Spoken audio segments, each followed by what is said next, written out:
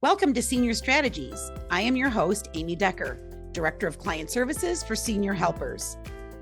We are so glad that you are able to join us today for lively conversations with guests that can offer you the tools, strategies, and support so that you can successfully stay on your journey as a caregiver. We hope that you enjoy yourself and find just what you needed to get you through today. Hi, welcome to our show, Senior Strategies, Tools for the Caregiver. I'm really excited about today because I get to have my buddy, my partner in crime, my co-host, Shayne Silver, back on the show. As you know, a few months back, life kind of took over and she became a heavy-duty caregiver, and it was a journey a little bit stronger than she had anticipated. So she had to kind of take a break, but we have her back on the show today so she can talk about her strengths and weaknesses and challenges and successes of what she had to deal with, and hopefully be some sort of support and guidance for you. So Shayne, welcome back. Hi, I'm so happy to be back. I'm so happy to be back. The Curly twins are back again. Yay! So I just know that you've had so much going on, amongst other things.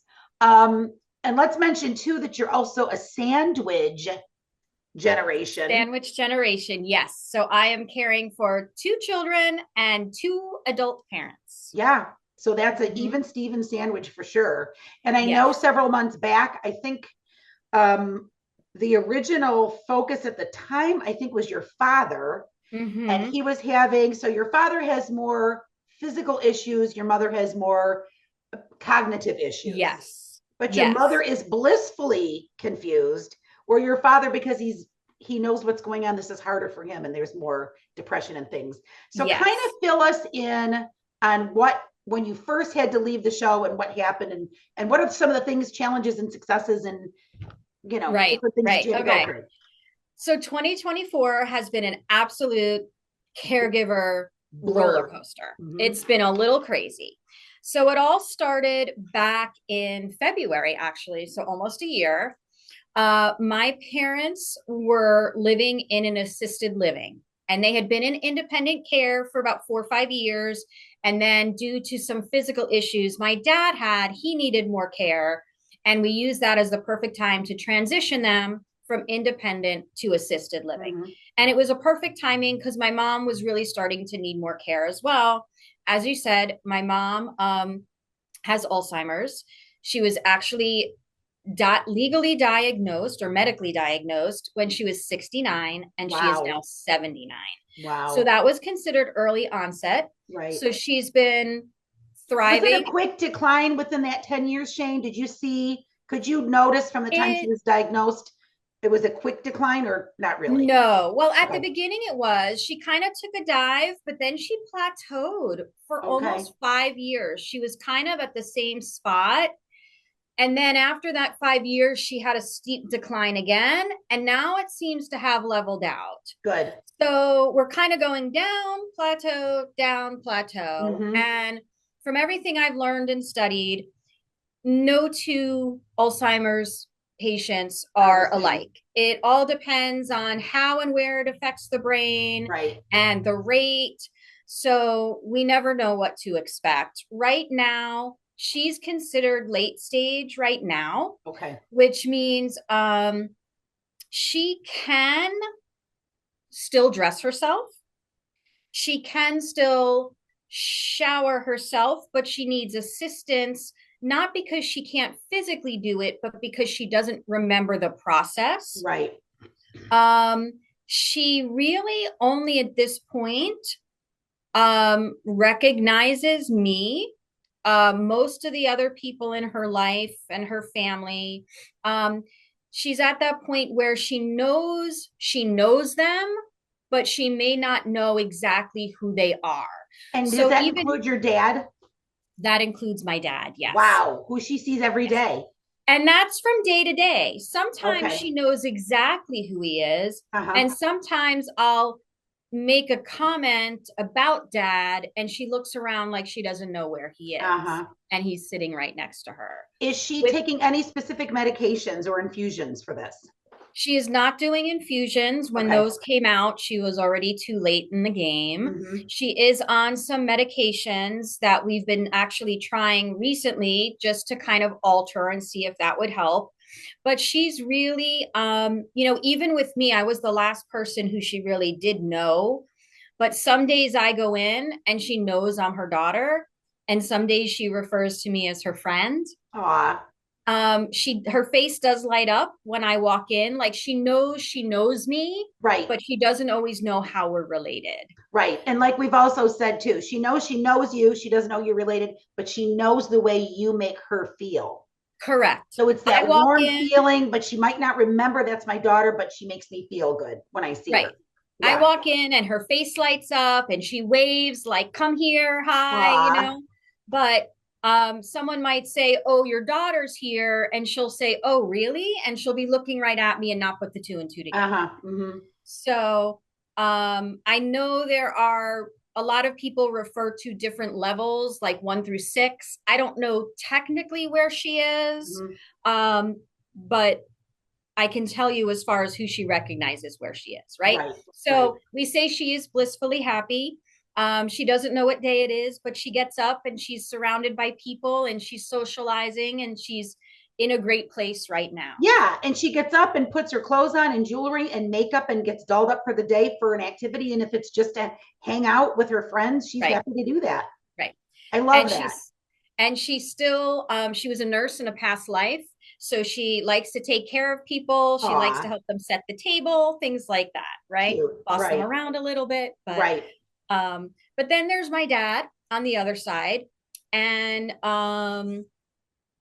we'll back up a minute to February. So we had Yeah. moved them from independent to assisted about 4 years ago. And then back in February, both my father and my mother needed more care. My Mm-hmm. dad physically and my mom with the Alzheimer's. Where Right. they were was not technically, they didn't specialize in Alzheimer's. Yeah. And they were getting to the point where even physically, my father needed more care than Right. they were able to provide. He has an aide that comes in every morning, gets him dressed, gets him showered. He's at the point where he can't even transfer himself. Aw. So he's pretty much wheelchair bound. Right. So back in March, we moved the two of them to a new facility. And it took me a while to find a facility that would take both of them so that Right. I could keep them together because they needed very different things. Right. Right. My mom needed someone that specialized in Alzheimer's care. Mm-hmm. And my dad really needed someone who could handle him Physically. physically.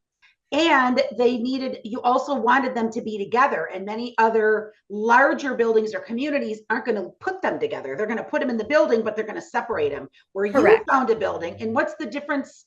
What's the difference between the community that you found versus where they were? So where they were was basically a high-rise building, like an apartment building. Right. And there were actually 4 buildings on the property. It was a large facility. And 2 of them were for independent care and 2 of them were for assisted living. But all of their activities, the dining room, all of their activities were in another building, Okay. right? Mm-hmm. But they were basically in an apartment. So it was just the 2 of them. And anytime they wanted to eat or anytime they wanted to go to any activities, they had to leave their apartment. Mm-hmm. Where they are now is much more communal living. So it's basically a house. We call it a cottage. It's got 12 rooms. But in the middle, yeah, there is one dining room, one kitchen, one den. It really is set up like a house. right. So now, although they don't have an apartment, they have a room. If my dad wants to watch TV, he's forced to come out of his room into the den and socialize. Love it. My dad had become a homebody. He was Mm-hmm. someone who loved to travel, day trips, but in the last few years had really almost isolated himself into his apartment. Which So is not good for him mentally either, right, physically or mentally. right. So I loved this idea of more of a communal living because they eat all of their meals together at this huge kitchen table. So nice. It looks like a house. It feels like a house. Yes, they don't have an apartment. They have a room, but there's no need for an apartment. Right. They want a snack, they come to the kitchen. Right. Right. They want to watch TV, they sit with everyone in the den. So I love the fact that it would be more socialization for my dad. He'd be forced to, and this place specializes in Alzheimer's, so they can handle my mother. And they were willing to work with me and get my father what he needed physically. I love that. I just love, because very often bigger communities, they're dealing with other people that they have to answer to. So they're not going to work with you. Where this is a great community because it's 7 little villas. And within the villa, you've got 12 beds, but you've got 1 kitchen, you've got 1 family room. Right. So it makes them get comfortable with people around them. Like you said, they've got to come out of their room and do activities. So for some, that's the perfect setup. For others, it might not be, but that was the perfect setup for your mom and dad. And it was it might not have been the perfect setup for them 8 years ago. Right. Right. Where they were a little more independent. But right now, I love this concept. And I was so happy that I was able to find this place. Me too. And that they were willing to work with them. So you got them moved in when? February? We got them moved in very early in March. March, okay. And then we quickly realized that before we had transferred, my dad had been sick. When we transferred him, I noticed that he really wasn't himself cognitively or physically. He had taken a big really steep decline a couple weeks before we moved him, and then the first few weeks that he was in the new facility. And I mentioned something to the nurse at the facility, and she said, well, we don't really know what he was like before. So if you think he's different, and if you think that there's an issue, right, then we should have it checked out. And I said, yes, this is not my father. So we wound up, it was a very rainy Friday night. I remember. And I remember. It was pouring, and I had gone after work on Friday to visit my parents. And when I got home, I called the nurse, and she said, look, we can call the ambulance and we can have him taken to the hospital for failure to thrive, and they can check him out. My dad at the time was getting 90% of his health care at the VA. And since I had moved them, the VA hospital was now much further away. Right. And if we called a local ambulance, they wouldn't have taken him there. Oh. So I made the decision. I called a private medical transport company. I think you gave me the name of the company. I think I called you to say, what do I do? Right.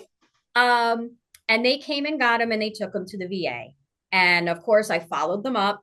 And after a couple hours in the emergency room, we come to find out he had had a UTI that had gone untreated for way too long. Oh. And now he had basically, it had spread throughout his body. So what started as a UTI infection, he now had a major infection throughout his whole body.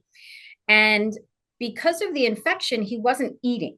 He didn't feel well, and he wasn't eating. And because he hadn't been eating, his, I think it was potassium or magnesium, one of those, and of course now I can't remember myself, was basically non-existent. And you need that to run every system of your body. Right. So his body was basically shutting down. And interesting with the UTI, when you're dealing with seniors, it's completely different than when you're a young adult. When you have a UTI as a young adult, you know it. There's burning, there could be bleeding, there's cramping. As for whatever reason, once you become a senior, a UTI goes undetected for a long time because there is no burning, there is no cramping, but it starts affecting the rest of their body and even cognitive issues. Yes. And that's what was happening to my dad. He all of a sudden wasn't talking.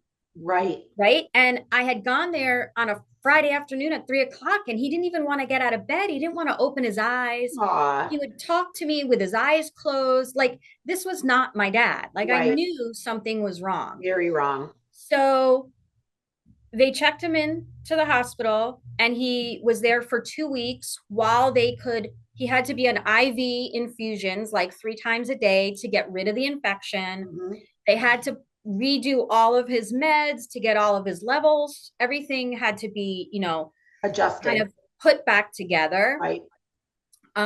From there, they also realized he was having issues swallowing. He was aspirating, which means when you swallow, it was going down the wrong pipe into his lungs. Uh-huh. And that was also probably why he didn't want to eat. And very, very, very dangerous. Very dangerous. Very dangerous. At one point, the hospital called me and said, do you want us to put in a feeding tube? Oh, Lord. And I am really, really lucky that I have you and such a support group that I can turn to. Don't do it. I called you. I called a friend of mine who's a nurse. I called a friend who works in adult rehab. And I said, what do I do? And then I had to get on the phone with my aunt and my brother and talk this through. And is this permanent? And what does this mean? And we ultimately decided not to put in a feeding tube, which meant that someone had to feed him pureed foods so that he wouldn't choke. Right. That went on for about a week. And while they were getting rid of the infection and everything else, and the hospital was great about it. But then they're like, there's no reason for him to be in the hospital anymore, but he can't go home. So he ended up in a rehab facility for 3 months. 3 months, where they worked with him on swallowing to get him to be able to eat. Mm-hmm. And what caused him to have the swallowing issues? Was it part of the UTI and the infection and the fact that he really wasn't eating, or that was there something that specifically caused the swallowing? It was kind of, I'm not 100% sure, because I don't know, was he not eating because he was choking, or was he choking because he was so weak from the infection? Right. I'm not really sure what order it happened. What came first, the chicken or the egg? We're not really sure. Right. But that was the scariest part. Yeah. Right? Because the thought of putting in a feeding tube and him never being able to eat again, and then feeding tubes come with a whole array of other issues, right? And other things. And at that point, remember, the UTI was affecting him cognitively. We didn't know where he was going to be once they got rid of the infection. Right. Right. So he ended up in a rehab. And I don't know if you remember, just the transport from the hospital to the rehab. Oh, yeah. Was probably one of the scariest nights of my life. Yes. Because they lost him. Whoever transferred him said he was in one building, but he wasn't in the one building. He was in a different building. Oh, yeah, he's down the hallway, and you walked in the room, and that wasn't your dad. And then you went into another rehab that you went looking for him, and there was a squirrel running around. Oh my God, it was crazy. So I worked with the social worker at the VA to find him a rehab. I wanted him to be close, but I wanted a good place. There was only a few I had known of. I made 100 calls to, again, my support system. We picked a place. I knew where he was supposed to go. They called me. They said, he's leaving the VA at 5. He'll be there at 6. So of course, again, it's a Friday night. It's raining. It's like 2 weeks after the ordeal of getting him there. And I get to the first place, and they don't know what I'm talking about. They're like, we don't have anyone that was brought over from the VA today. And I'm like, well, this is where I was told he was. Right. And they said, well, we own another facility a few miles from here. Go there and check. So that's when I go in, and I walk into the lobby, and there's a squirrel. And I say to the lady behind the desk, do you know that there's a squirrel in here? Now, we're in a medical facility. This is a rehab. And she says, oh, he comes every afternoon. Oh. I was like, is that like God? Safe? Right? Right. So I said, and what does he jump in bed? And where does he poop and pee while he's in there? I don't know, but I was already, okay, so I'm at place number 2. There's a squirrel. She's like, go down the hall, talk to the nurse. I go down the hall. As I'm walking down the hall, the squirrel's now in somebody's bedroom, right? In somebody's room. I'm freaking out. I finally get to the nurse, and they're like, oh, we had someone transfer from the VA today. He's in room, whatever. So I go over there, and I get there, and it's not my dad. And I'm like, that's not my dad. So they're trying to find where my dad is. Oh my goodness. And I finally get on the phone. The VA had me talk to 2 people from 2 different rehabs to make my final decision. So I finally call one back, and I said, hey, this is so-and-so. Like, where's my dad? I'm here and he's not here. Right. And they said, oh, we sent him. I was in Boynton. They sent him to a facility in Palm Beach Gardens. Same Oh. company. They sent him Oh. to a different location. So as I'm in this one facility and they hear me on the phone, the nurse says to me, oh, do you want us to have him transferred here? And I With the said, you mean squirrel? with the squirrels? No, thank you. No, thank Well, you. the only good thing was Palm Beach Gardens is closer to the VA hospital. So at Correct. least It that was was. closer if he Yes. needed to go back there. Right. Yeah. So, but I knew that's not where I wanted him to be. Right. So I called a local facility in Boynton and I said, hey, this is what's going on. I need my dad transferred to you. It was Friday night. They're like, we can do it. Great. Monday morning. So I'm like, okay, I just got to keep him alive where he is Right. from Till Friday to Monday. Monday. Right. And Monday, they finally transferred him over and all was good. But Oh, it good. was like going on a scavenger hunt to find my father. And that's horrifying. It That's an was, emotional, absolutely horrifying thing. yeah, it was, I mean, I don't know how I got through it. And it's one of those almost like stressful situations where you don't even think about it. You're just Right. doing it. And then when it's over, I kind of like went home and collapsed. Right. Well, Right. you I did the fake it finally till you found make it, or him. what is it, fight or flight? Like you didn't have a choice. You knew you didn't have a choice. You had to I find didn't have a him. choice. I had You to had to figure stay out where he strong. was. Right. He didn't have a cell phone. He couldn't call me. Right. Right. I didn't even, right. I had seen him earlier that morning at the hospital. And then I had clothes to bring him. He had nothing with him. By the time I finally went to Palm Beach Gardens and I laid eyes on him, Yes. I Stop. was I bet. Just like, collapsed. yeah, I just collapsed into the chair and like Yeah. cried, right? Right. It was just one of those nights. I'm sure.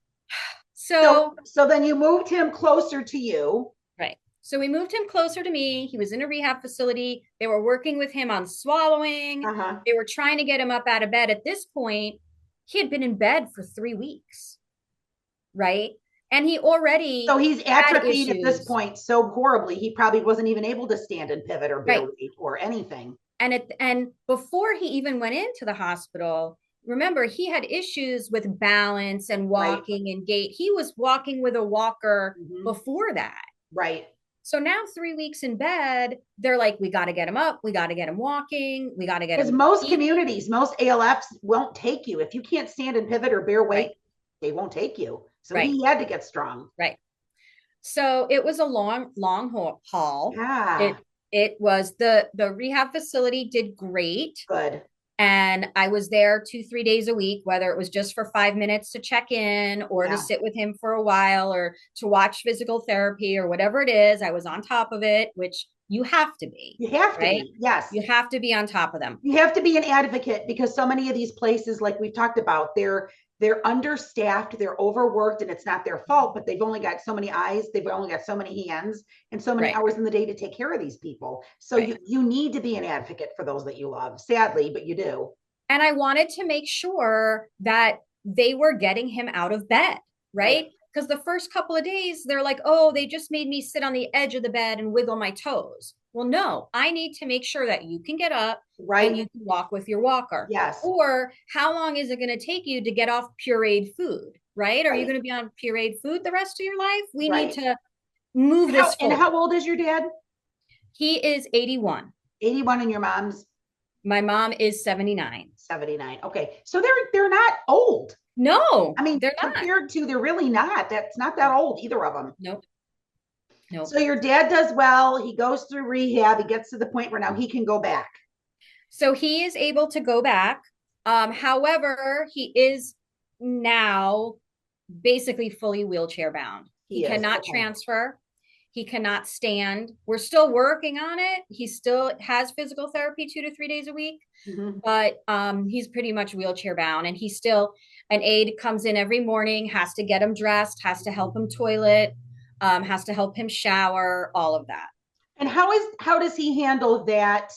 A man has pride, so Mm-hmm. there's got to be a little bit of pride there. Although he's had it for so long, he may be used to it. And because your dad truly is there cognitively, I mean, maybe he looks at it as though somebody that he cares for, he's come to love her, so he's comfortable with it, but it's got to be so hard. So he's got to be dealing with depression too, right?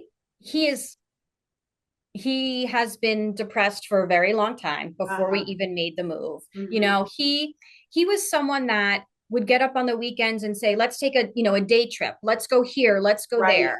He wasn't the most social person, but he was always on the go. Right. And when he was in the other facility where they had an apartment, he would literally sit in front of the TV all day long and only leave to go to dinner. So now at least he's forced to come out of his room. He has other people, right, to socialize with. And let's backpedal a little bit. So the other community that he was in, because he was in a wheelchair, they all of a sudden decided he was not allowed to eat in the dining room where his friends were because he was in a wheelchair, which then made him not want to have to go anywhere else. Now he's losing out on all the times that he could be with his friends. So of course he's going to sit in his room and get depressed. And sadly, they had to follow their rules of what they could and couldn't have in their dining room, but that really affected your dad. Right. At that time, my dad used like an electric scooter, and they decided that the electric scooters were not allowed into the dining room. I see. And when he tried to transfer out of the electric scooter into a chair, he had fallen a couple of times. So they deemed him a fall risk, which I get. But they said he can no longer come to the regular dining room. He has to go to the other smaller, real assisted living dining room. Where he didn't know anybody. He didn't know anyone. That's not where his friends were. So he now lost his purpose for the day. He really had no reason to leave his room. Aw. I get it. So it was getting hard. It was getting really difficult. So he's been depressed for a while. And he wasn't leaving his room. He was literally going from his bed. They transfer him from his bed to his recliner. He'd sit there all day watching TV and then go back to bed. And eat his meals in his recliner. Okay. So the nice thing about putting him in this new villa, he has to come out and eat with the group. And they get him dressed in the morning. They put him in his wheelchair. They bring him out for breakfast. He sits and does the activities, or he hangs out with everyone in the den. At least if he's watching TV, he's not by himself. At least in the den, he has other people to talk to. He's stimulating his brain. So he is doing well. He's back. He's got help. Now, phase 2, your mom. So your mom went from blissfully doing great. So he came back to the new facility. And literally 2 weeks later, my mom ends up in the hospital. We get a call, and my mom normally physically, like, we kind of laugh that she might not know what day it is, but she'll probably outlive everyone because except for the Alzheimer's, she's healthy. She's got I mean, she's, on the normal medications, blood pressure, cholesterol, but like nothing crazy. But I get a call. They call me that she was having trouble breathing, so they had to call an ambulance. So we get to so I meet the ambulance at the emergency room. And to make a long story short, it turns out she has a pulmonary embolism in the major artery that goes from your heart to your lungs. She basically has a blood clot. Horrifying. I mean, that can kill you in 2 seconds.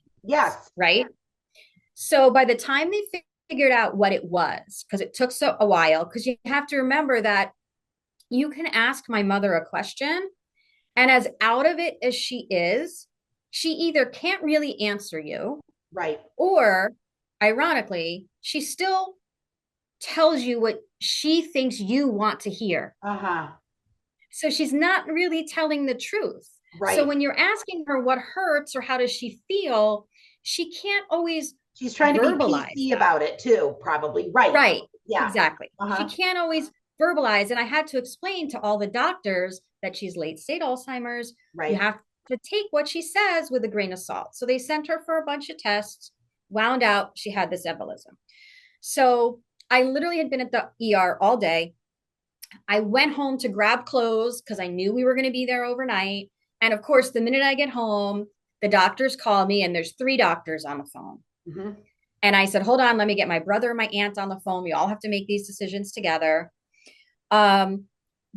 Basically, the normal procedure for getting rid of this clot would be where they put the little camera from your groin all the way up into your heart, And they put a balloon and they expand it to get rid of the clot. But when they do that, they can't put you fully under. Ugh. You're in that like twilight. So you're kind of Right. out of it, but you're not under full anesthesia. Right. And already in the hospital, they put all these Right. She's getting wires and agitated. tubes in you, right? Right. And every time my mom has to go to the bathroom, she tries to pull everything out. She doesn't understand. Right. She couldn't even grasp the concept that she was in the hospital, Right. let alone why do I What have is this all tube this? and this tube in me? And, Yes. they have all these wires attached to you. So I said, do you understand that my mother is late term Alzheimer's? So if you want to do any procedure on her, you have to put her out. Completely under. Right. Completely. Which number one is also not good for anyone with Alzheimer's. Exactly. Because when you come out of it, it's your Alzheimer's could be worse. That's right. Right? Yep. Right. So they said, oh, we got to call you back. Because for this procedure, we literally, because they would have to trach her to put her out, we can't do that because of the way we have to put up the camera. Oh, I see. So they're like, we can't put her out to do this procedure. Yeah. So they called me back 5 minutes later and they said, okay, here's what we're going to do. We are literally going to pump her with this really, really, really potent, high potency clot blocker, clot buster medication. Yeah. Right.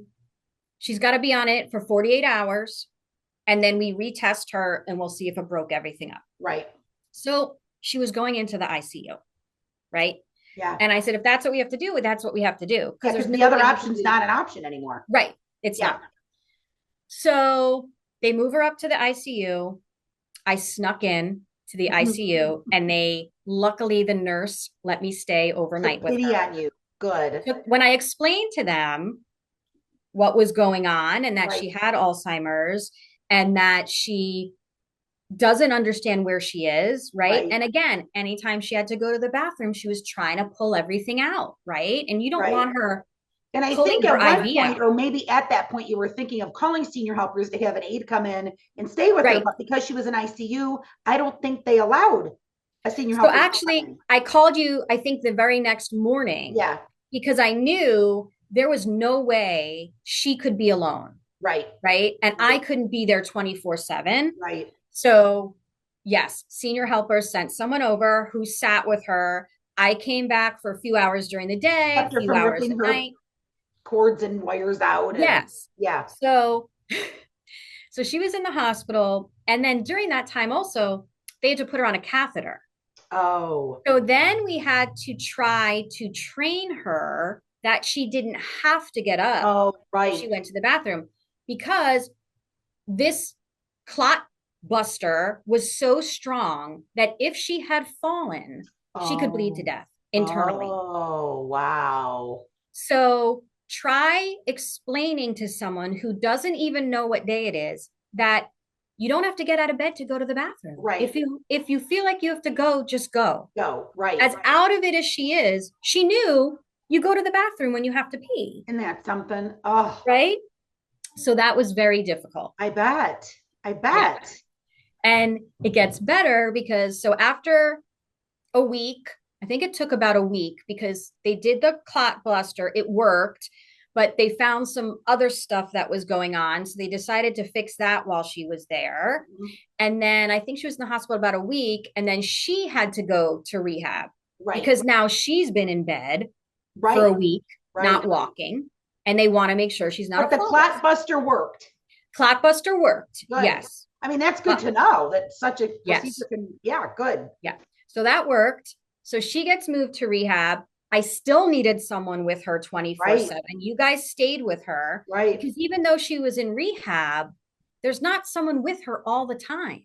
She didn't understand where she was. Right. She didn't understand what was going on. Or why she couldn't get out of bed. We had to retrain her again. They took out the catheter. Now we have to train her again to get up and go to the bathroom. In the bed. Right. To get up and go to the bathroom. Oh. And then so how long was she in actual rehab? I think she was there for about 4 weeks. So about 4 weeks. Yep. So now they're both back home, doing well, knock on wood. things are progressing, not or things are plateauing for them, is what I'm hoping. So things are plateauing. Good. This is the first time they're in the same house, but they're not in the same room. Oh, right. So up until the time my dad went into the hospital, they were in the same room. But my mother, because she was a nurse in a past life, thinks she is still the one caring for him.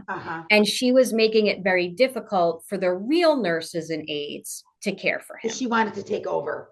She wanted to take over. She wasn't letting them in the room. She kept putting him back into bed. She didn't want him to be out. Right. So they're across the hall from each other.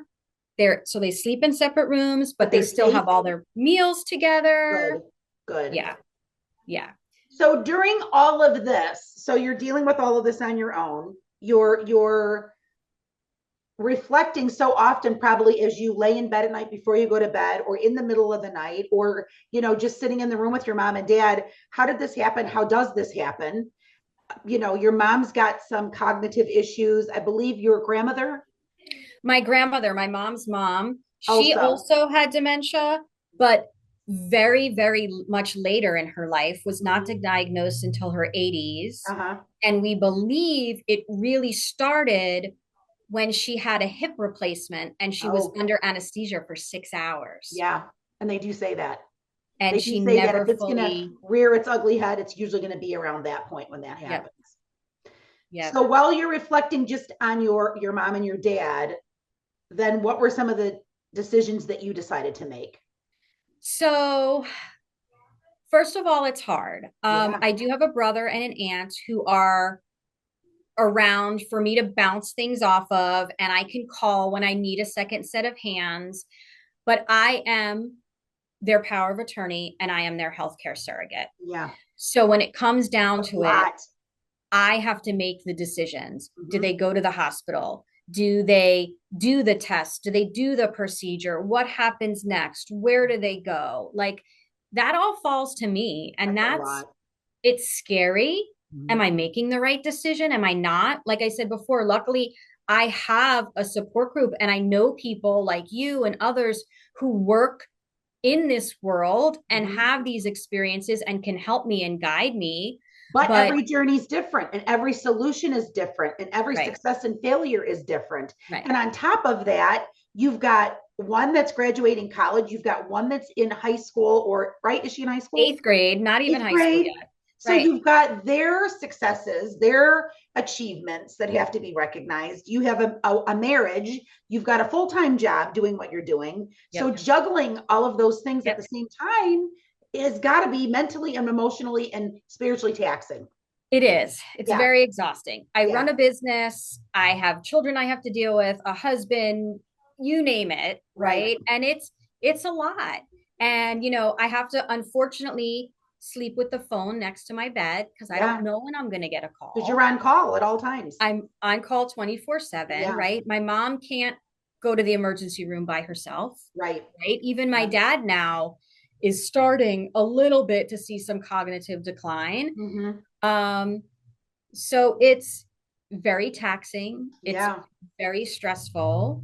And I think that people in the sandwich generation don't talk about it as much as we should, which is one of the reasons I am very open about my story, because I know that there are others out there like me that are dealing with this.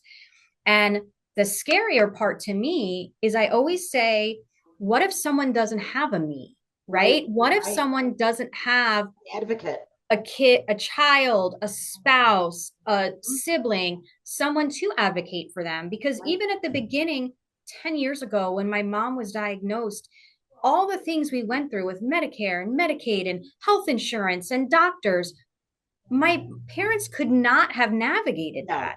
Even now with hospitals and independent living, they could not have navigated that. So I always say, what do people do if they don't have a me? And I think one of the biggest reasons too that you and I have come up with the idea of these support groups now that we have weekly is because a lot of people don't have a you. A lot of people don't have an advocate. But if they can find a local support group, that they can get together with all of those on the same journey, dealing with it differently and finding out what worked for them and what didn't work for them, and who's ever facilitating the discussions, that they can give them the tools and strategies that they need to get them through life. So you may not have it. I think a lot of times too, people are embarrassed to ask for help because they don't even know what to ask for. They don't know what they need. Yeah. And what can I do to help? I have no idea. I have no idea. Yeah. I So will a tell support you, group helps so much. I will tell you the best thing I ever did was after my mom was diagnosed, I joined a support group for caregivers of people with Alzheimer's. Mm-hmm. And it was by far the best thing I ever did. I learned tips and tricks, how to redirect. You know, I learned what's the differences between all the different dementias, right? Dementia is an umbrella. Alzheimer's is just one type of ice cream, right? Exactly. I learned so many things on how to deal with my mother and deal with my father, who couldn't deal with my mother. Mm-hmm. So, and just to be surrounded and know that there are other people that are going through what you go through. We see it in our support groups all the time, that they make friends, right? Because now their friends that they had pre this might not understand what they're going through, and most don't, and don't always know what to say. Right. So they say nothing. Right. And they've talked about that. Their feelings are hurt. The couples that they used to hang around with, the women that they played cards with, they no longer call for them to play cards because they don't know what to say and they don't want to upset them. Where the support group, everybody is okay with that. And they can come and cry, they can swear, they can vent. And everyone's there to rally around them. And then they're also making each other accountable for each other. So if somebody's not there, there's going to be somebody calling them to find out where they are and is everything okay? So a support group is so helpful. I think one of the things too with a support group and all the things that you've learned and things that I'm trained in is if you've never heard of Teepa Snow, you need to look her up and get on her YouTube channels. Teepa Snow, Teepa Snow, Snow. She's phenomenal. She gives you every single resource and common sense things that you wouldn't think about to make a really difficult situation so much easier. You just didn't even think about it. So she is a great resource for people that if you can only do one support group a week, for those other days that you're dealing with something at home, Teepa can answer so many of your questions. Oh my God. Yes. She has been a huge resource for me as well. Yeah. Right. So that you've really come full circle. You have done so much these last few months. It's been a busy year and I'm actually really happy it's ending. Yes. And we are going into 2025. Everyone is right now healthy.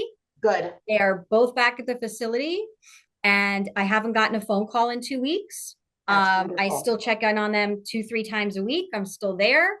But right now things are good. And I'm hoping that that's a good sign for 2025. I think it's a great sign.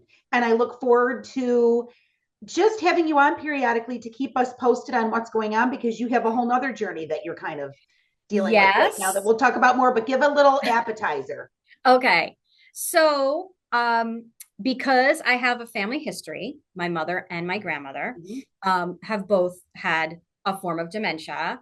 I have decided to start my own journey and start the process to see if I qualify to be part of a study for some new cutting edge Alzheimer's medications that are coming out. So our next little chat, we can fill everyone in on that. And I'm excited to share that journey too. And we are, and I think it's going to be great to follow you with just everything that you're doing. I think you're just such a great asset to the show. There's so many things that you can share with us. And anybody that's got questions for Shayne or concerns, you can get us on our Senior Strategies Facebook page. You can get us on our Instagram. Reach out to us. You may have questions for her. You may have other things that you would like for Shayne to talk about, because she's certainly been through it. But be sure to reach out and let us know what your thoughts are and let us know what your questions are. Shayne's happy to help you. And that's the whole reason that we've created the show to begin with. Almost 2 years ago, was to be a resource and give tools and strategies. And that's exactly what you're doing right now. So I'm happy to be a resource. I'm happy to answer questions. My whole goal is I don't want someone to have to go through what I went through. Right. If I could point you in the right direction, give you some tips, point you to the proper resource, that's what I'm here for. Well, we're happy for you, and I applaud you because you certainly have been through it, and we look forward to following your journey. So stay positive, stay safe, stay happy, and we're going to have you on the show again really soon. Thank you so much. It was so good to be back with you, Amy. Thank you, Shayne. Stay well. Okay. Bye. Thank you for watching our show. We hope that you found an answer to a question or a resource that can assist you. Our goal is to keep all of you that are caregivers informed, refreshed, and heard. We're here for you. Please don't hesitate to reach out to us with any questions. We have all the resources that you'll need.